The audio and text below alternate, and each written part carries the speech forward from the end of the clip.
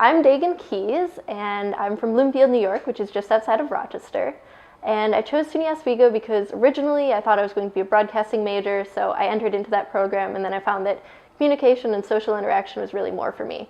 So I'm very glad that I went here because it's a very well-known communication program, and I feel like it's really set me up for success. For some reason, school has always been my biggest strength.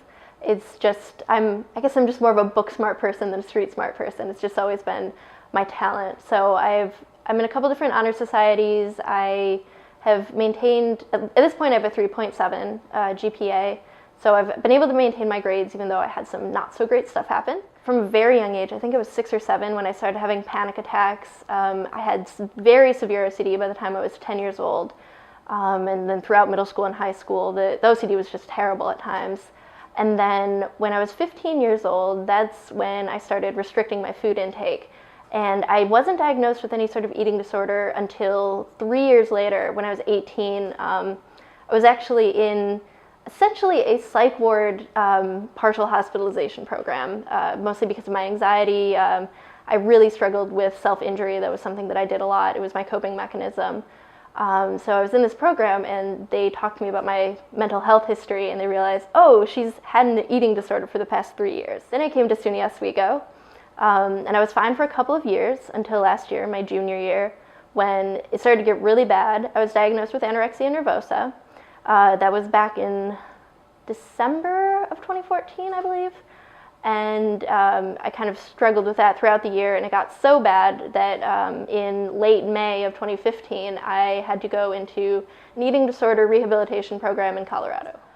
There is a lot of shame wrapped up in any mental illness.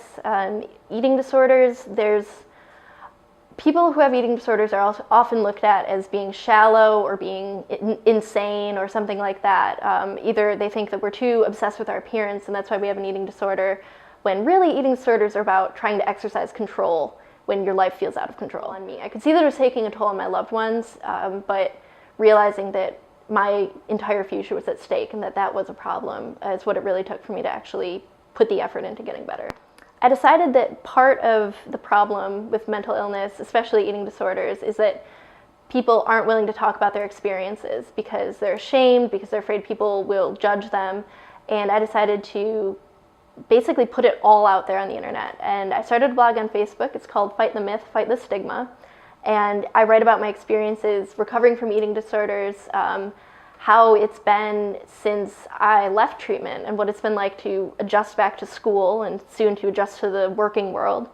It's been a really interesting experience putting all my ideas out there because I know so many people don't want to speak up, and I thought that if I speak up, then maybe other people will feel the need to speak up and then the world will listen. I really hope that people who are struggling with eating disorders feel that they're being affirmed in some way, that their struggle is being recognized and that they're being celebrated as survivors rather than looked at as victims.